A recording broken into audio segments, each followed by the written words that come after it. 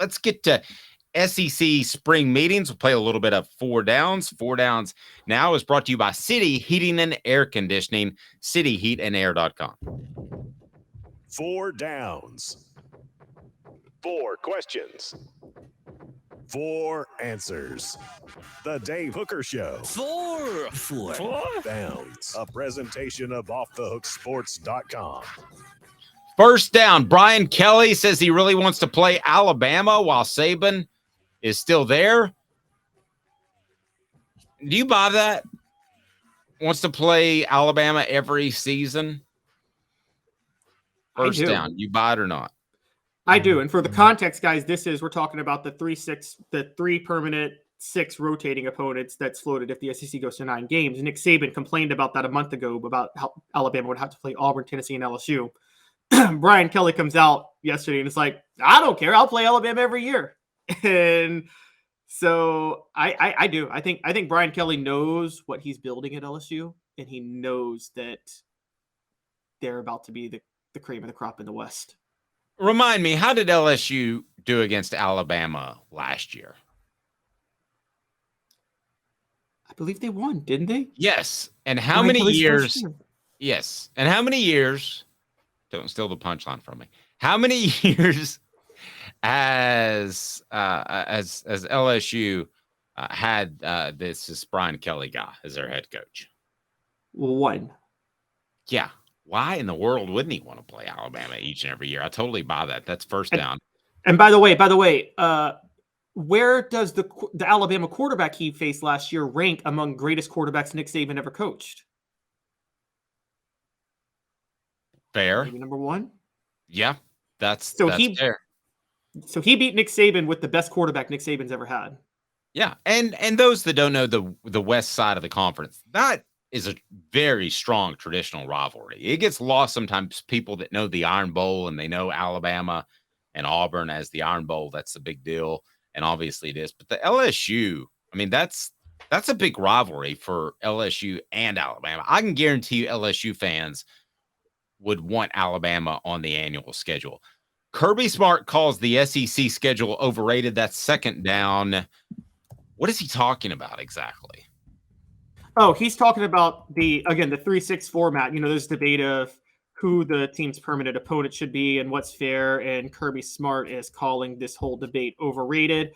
I'm looking it up now, but I have to be honest. I think Kirby Smart is just happy with the break he got, because the floated permanent opponent for Georgia was Kentucky, Florida, and Auburn.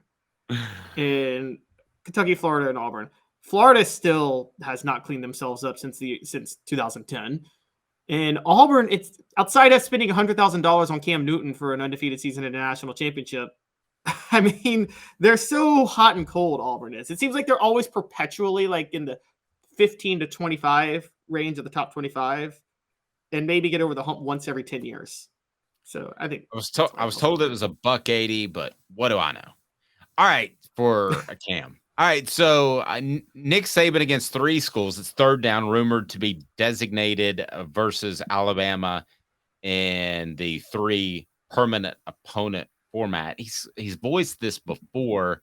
What are his thoughts now at SEC spring meetings? And we'll have a report from there that's going on in Destin right now.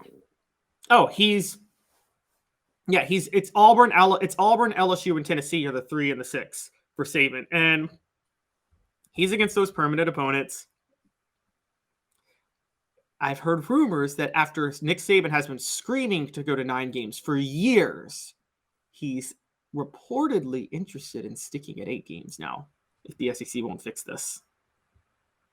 Okay. The thing about Nick Saban is he will voice his, and I respect this about him, he'll voice his opinion and then he moves on. Like a great columnist, for instance, if they say, I think Coach X should be fired, they don't continually work that in every single column that they write. They've stated their opinion. That's where they are. They move on. So I think Nick Saban is doing that. He's moving on. He might lose that debate, but ultimately he's going to make the best of it, just like he did with up-tempo offenses. It's a great lesson in life. honestly, what Nick Saban does, because I will address things that I think are unfair in my life. I will, but then I could either cry about it or I could still adjust and deal with it. We're all taught to deal with it. You can address if something's unfair, but you're still taught you have to deal with it if it is unfair. That's just how things go. It's like with my kids. If I tell them, I've got a problem with X, well, that's a bad example because I would continue to come down on them. But if they told me they had a problem with me, then I would say, well, I'll see if I can work on that, and I'm probably not going to. So that's Nick Saban just moves on. And Nick Saban's going to end up paying players more and more. Just wait and see that's going to happen. All right. So 4th down. If you're Josh Heupel, what's your agenda? Every coach down there has an agenda. Brian Kelly's was to say, I'm not afraid of playing Alabama, which sounds great. Makes him look like a GEAUX Tiger. And Nick Saban now maybe is reverting a little bit on his thoughts on the schedule. If you're Josh Heupel, what is your agenda? What are you trying to push? Because you've got a lot more clout this year than you did last year at SEC spring meetings.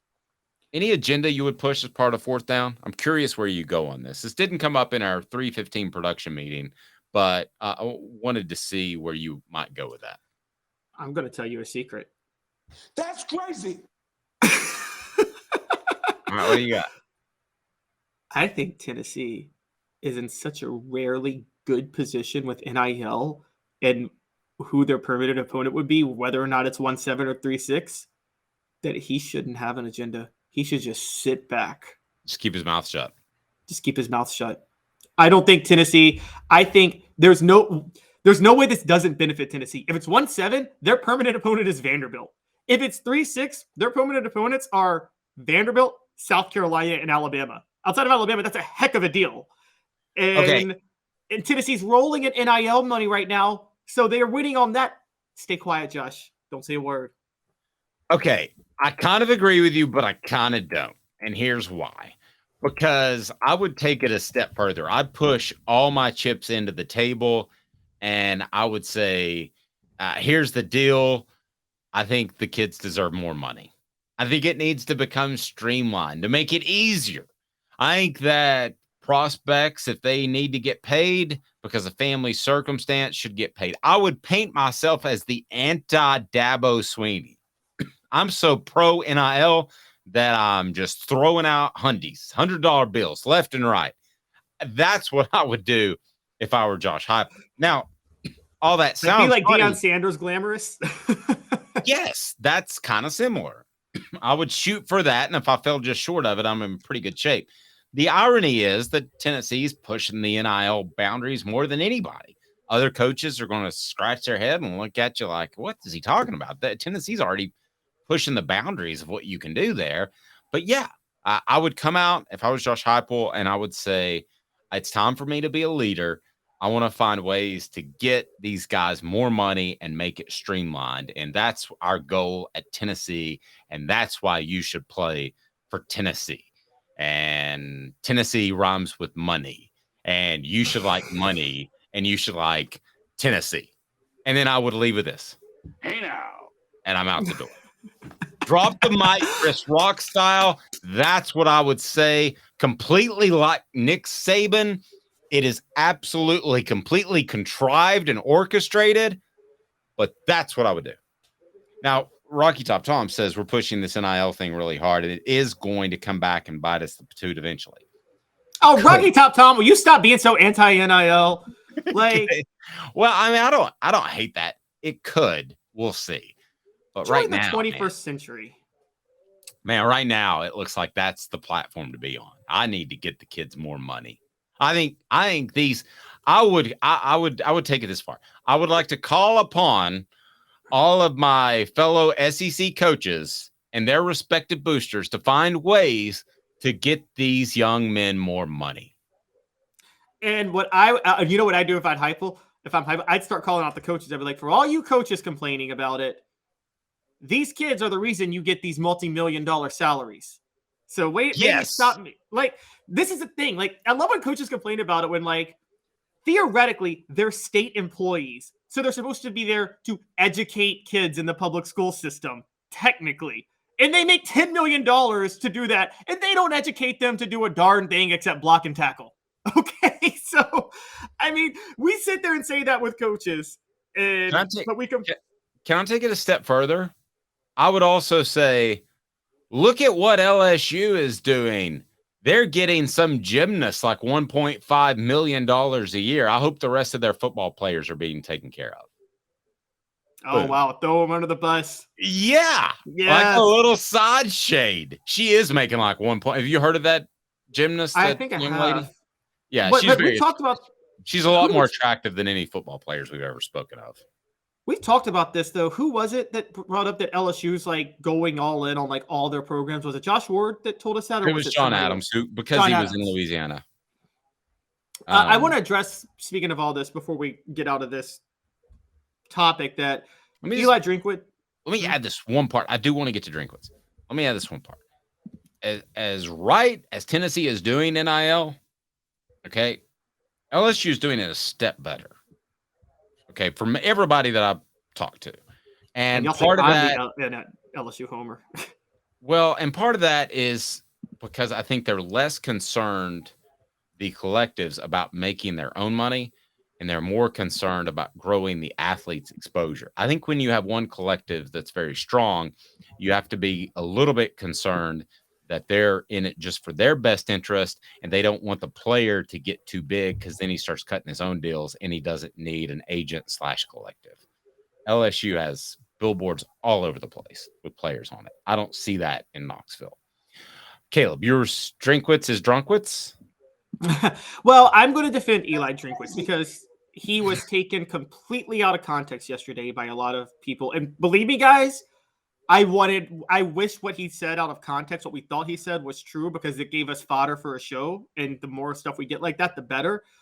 But the line that was taken out was, he said at one point, with NIL, people thought people are making more money on NIL than my brother-in-law, who's a pediatrician and save lives. Yes, that nugget sounds stupid, because Eli Drinkwitz makes more money than his brother, who's a pediatrician and saves lives. So, I mean, unless you think coaching saves lives, just stop. And I mean, I will say college football coaches really do think they're like saving lives. They think they're curing cancer with what they do a lot of times, and they're not. Yeah.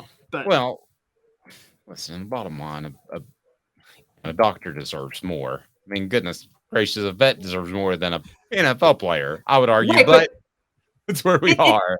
The thing that drives me crazy, though, is like every other part of the country, when there's unfair wage standards and differences, we all say that's capitalism. That's the market. But when an athlete takes advantage of capitalism in the market to make their money, we're like, oh, that's so immoral. Why is that immoral? Why is that any more immoral than anything else where people make money that they don't deserve? And that's where I'm at. But what I was going to say was, I'm sorry. Go ahead. No, I interrupted you. Drinkwitz's full comments, guys. He was asked a question about gambling, and he said, we're giving guys 18 to 22-year-olds life-changing money. People are making more money on NIL than my brother-in-law, who is a pediatrician who saves lives. And we kind of do it cavalier, and we think there's not going to be side effects or issues. There's information out there, bad actors out there, always trying to make a dollar, running around campuses trying to gather information. It's going to become a key locker room issue. He was talking about, I think, the dangers of NIL with gambling for players.